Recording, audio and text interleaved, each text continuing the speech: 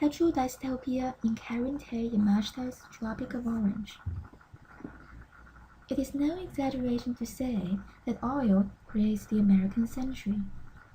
It fuels the development of capitalism and modern business, transforms the dynamics of national and global politics, and creates the current hydrocarbon society, or what Stephanie the manager calls petromodernity, a modern life based in the cheap energy systems made possible by oil.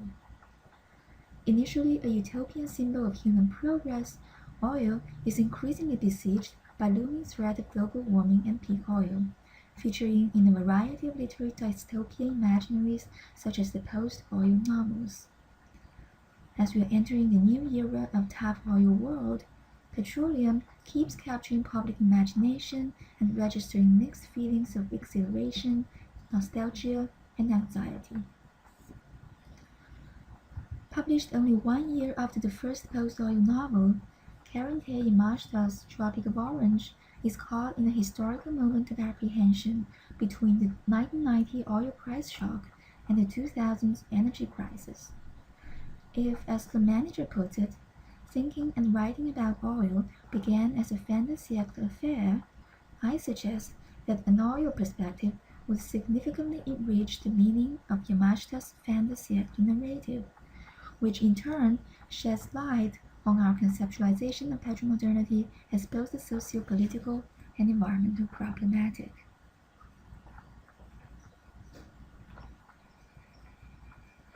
By far, the novel has received considerable critical attention around themes of race, borderlines, globalization, and environmental justice. But none of this has taken upon oil as a particular concern. At most subsumed under the category of toxic and pollution, the theme of oil is never addressed in its own right. Yet a close reading of the novel would reveal a myriad of petro-dystopian motifs such as gas explosion, air pollution, and global warming that foreground the social and ecological vulnerability of oil dependency. However, instead of calling for a pre-Columbian or post-oil techno-social backslide, Yamashita reimagines petromodernity in the form of nature culture that contains the potential of self-redemption through ecological recycling and socio-cultural readjusting. The novel is set in the post-industrial megacity of Los Angeles, where long lines of cars and car exhaust, diverse synthetic products, and immense traffic of trade and people are all heavily dependent on the city's gigantic energy grid. There are two central plot lines. The first one revolves around the harbor freeway crisis caused by two car accidents and the subsequent oil fire and traffic jam. After all the car owners have abandoned their trapped vehicles, a huge group of homeless people whose freeway encampment is destroyed by the fire emerge to take residence in the cars. Amy and Bosworm, the former a Japanese-American TV news executive, and the latter an African-American social servant, are caught up in the turmoil and report the disaster to a Latino journalist, Gabriel. In the background of the chaos, alone on the highway overpass, stands an aged Japanese-American sonsei, Manzaner, who believes himself conducting a symphony from the multi-layered traffic sounds. The freeway crisis is a perfect symbol of the vulnerability of oil dependency. What with the thousands of pounds of liquid propane and gasoline on the semis, the crash is followed by huge explosion, paralyzed traffic, flames and smokes, and scattered bodies of humans and non-humans, underscoring the fragility of life in front of the mighty physicality of the carbon fuel. While the flammable nature of the crude, the speed and mass of automobiles, and the limitation of petroleum infrastructures call into question the high stakes of petromodern life, the very image of thousands of cars stalking oil fires is a vivid metaphor of petromodernity beset by self-made risks. It evokes a nightmarish vision of a fragile planet soaked in pollution and heat due to the excessive burning of fossil fuels, echoing the novel's first epigraph, in which the setting of LA is described as, quote, on sufferance from the ever-hotter desert and the ever-rising sea." Unquote. The erratic weather leads to a sudden downpour that catches Amy off guard and causes flood condition in the LA River, the latter itself a symbol of technological optimism in the age of oil, with its concrete channel designed in the shape of roadways. As Busworm recalls car parts floating with other garbage in the flood, it is obvious that auto dependency takes revenge on its own unsustainability.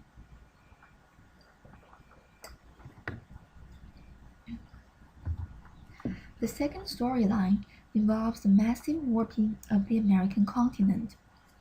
The only orange growing in Gabriel's resort in Mexico is magically tied with the Tropic of Cancer. After blown onto the highway by a sudden gust as a result of the erratic season, the orange changes hands before picked up by Archangel, a mystical street performer. He drags with the orange the Tropic of Cancer and the entire tropical land all the way to Los Angeles to take part in the championship. On the way, he meets a Mexican-American woman, Rafaela, who is caretaking Gabriel's house while separated from her husband, Bobby. While most critics read the land shifting as a socio-political symbol of the tension between the global South and the global North, I see the movement as a reminder of global warming that causes tropical climate to move towards the poles. This message is conveyed by two intertwined motifs, the sun and the orange, which not only resemble each other in shape and color, as we can see from this image of the book cover, but are closely associated in a variety of magic plots. Dragged north by the orange to create an uncanny effect of temporal stagnation, the sun is usually coupled with obnoxious descriptions of car waste. For instance, repelled by the, quote, searing asphalt road and the pungent smell of car, unquote, Rafaela immediately catches sight of the sun at the ceiling of the sky. Later, left behind by her boss that carries her son away with the orange, whose name Soil literally means the sun, Rafaela watches, quote, the bus motor gun to a start, spitting behind it in a gust of black smoke, with the sun above following the sun and its interminable noontime, unquote. Apparently referring to the eerie phenomenon of the motionless sun, the interminable noontime also portends a state of eternal heat in a hydrocarbon future. Likewise, Gabriel notices that whichever way he turns, the sun remains in his windshield, like a searing specter that causes our perpetual modern lifestyles.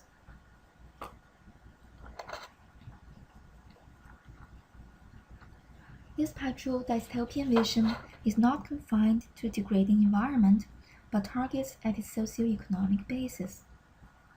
On the one hand, the transnational narrative in Archangel's Chanting exposes the history of U.S. exploitation of Latin America, with global oil industry as a key component. Quote, Venezuelan and Mexican drivers filling their trucks with gasoline, their cargoes of crates shipped by train, by ship, and by air, and sent away, far away. Unquote. What lies beneath this critique of the global oil order is a deeper challenge to the capitalist grand narrative of progress. Twice on his way to LA, Archangel encounters stalled vehicles running out of oil, and twice he pulls them back to motion with his own shoulders. These playful anecdotes speak directly to the false promise of perpetual motion and unlimited progress as a product of the oil boom and the attendant petrochemical industry. Paralleled with the uneven geographical development is an unequal vertical distribution of oil resources along the social ladder. For example, the freeway widening project in Busworm's black-populated neighborhood ends up tearing down houses and trees, forcing the poor residents to relocate and preventing them from passing or using the shops that used to be convenient. This, in turn, invokes the fraught motif of freeway in the context of California oil culture, as the state's freeway system started as exclusively middle-class based, that diverted budgets from traditional and affordable forms of public transportation, not to mention the labor-intensive process of freeway construction that is always based on the exploitation of ethnic minorities and migrant workers. Manzaner observes similar social demarcation from the homeless occupation.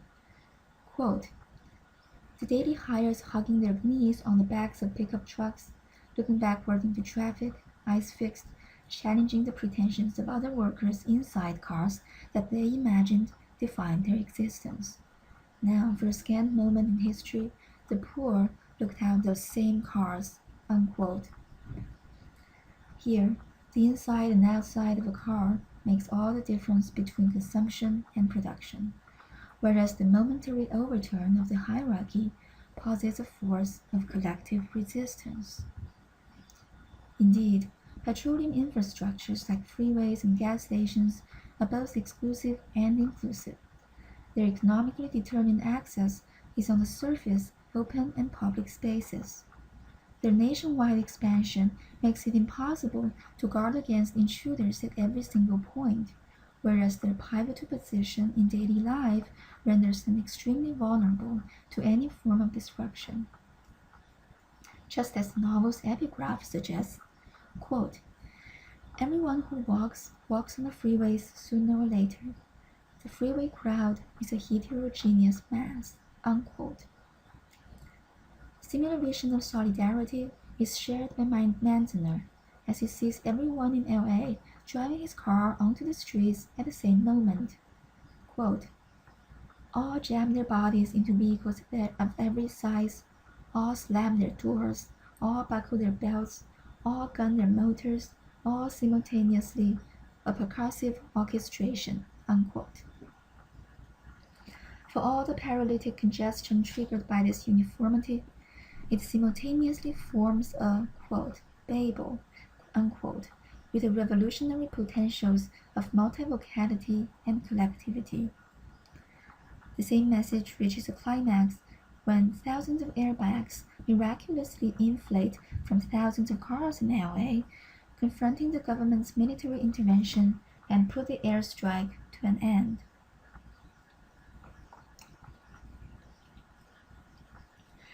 This inherent possibility of self-recovery not only lies in socio-political resistance, but involves ecological and psychological restoration as well. If the novel's background of global warming registers an environmental anxiety, the totality of petroleum media environment foregrounds a tension between mediation and authenticity. Amy, for instance, embraces all kinds of petroleum media and desires disembodiment at all costs. As she quips, quote, if you are making a product you can actually touch and making a comfortable living at it, you are either a nation or a machine. Unquote. No wonder Amy is the only one who fails to detect the land shifting, because as Buzzworm suggests, people like Amy, quote, weren't on the ground, but were online or somewhere on the waves. Unquote. Likewise, with automobility greatly mediating one's temporal and spatial experience, Gabriel feels weirdly disoriented when driving to Mexico because the distortion of the land renders every distance measurement of miles per hour obsolete. However, to valorize on the ground is by no means to return to pure nature.